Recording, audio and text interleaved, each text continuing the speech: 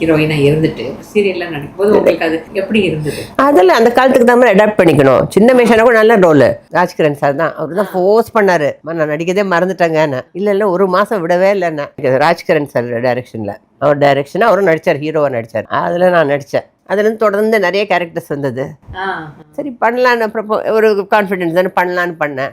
அதேமாதிரி ராமநாராயணன் படம், கந்தா கடம்பா கதிர்வேலான பிரபு, அவங்க வடிவேலு, கோவை சர்லா, அவங்க எனக்கு வடிவேலுக்கு கிளாஷ் மாதிரி, அது ரொம்ப நல்லா சூப்பராக போச்சு அந்த படங்கள்லாம். அதே மாதிரி ராதிகா சீரியல் நடிக்கணும் போது, சீரியல் எனக்கு வேண்டாம், படமே வேண்டாம்னு சீரியல் நான் ஃபோர்ஸ் பண்ணி நடிக்க வைக்கிறாங்க. ஒவ்வொரு வாட்டியும் என்ன சொல்ல வரேன்னா, இல்லைன்னா நீங்கள் நடிக்கணும். நான் தெலுங்கு நடிச்சு பெரிய ஹிட் ஆச்சு. அப்புறம் சித்தி அது இது ராதிகாவோட நல்ல சீரியல். ஆனால் ராதிகா கிட்ட பொறுத்த வரைக்கும் ஒன்று நான் அப்ரிஷியேட் பண்ணுவேன். ராதிகா எப்படி இருந்தால் நல்லாயிருக்கும். கொஞ்சம் நம்ம சாதாரண பண்ண ஒன்றும் இருக்காது. அதை நம்ம கேரக்டர் பண்ணுறோம். அதாவது ஸ்ரீலங்காவில் பெரிய ரிச்சாக இருந்துட்டு இங்கே வராங்க, எல்லாமே போயிடுது. கொஞ்சம் இதை ஆட் பண்ணால் நல்லாயிருக்கும் ராதிகான்னு. நீங்கள் என்ன வேணால் போட்டுங்க.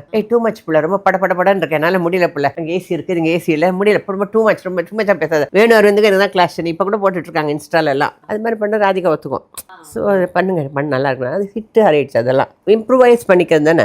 இருந்து அப்படியே ஒப்பிச்ச ஒன்றும் வராது. இப்போல்லாம் ப்ராம்ப்டிங் ரொம்ப ஈஸி. நம்ம சில பேர் ப்ராம்ப்ட் பண்ணணும்னா கூட நான் சொல்லிவிடுவேன். ஏன்னா நமக்கு அந்த பழக்கம் இருக்குது. ஞாபகம் வச்சுக்கிறது அந்த கண்டென்ட் என்ன நமக்கு புரிஞ்சுக்கணும் இல்லையா. சில பேருக்கெல்லாம் பாஷை தெரியாது. இப்போ நடிக்க வரவங்களுக்கெல்லாம் அவங்களுக்கெல்லாம் ப்ராம்ப்டிங் தான். அப்புறம் டப்பிங் பண்ணிக்கிறாங்க. இப்போ நடிக்கிறது ஈஸி. என்ன கேட்டால் அப்போ நடிக்கிறது தான் கஷ்டம்.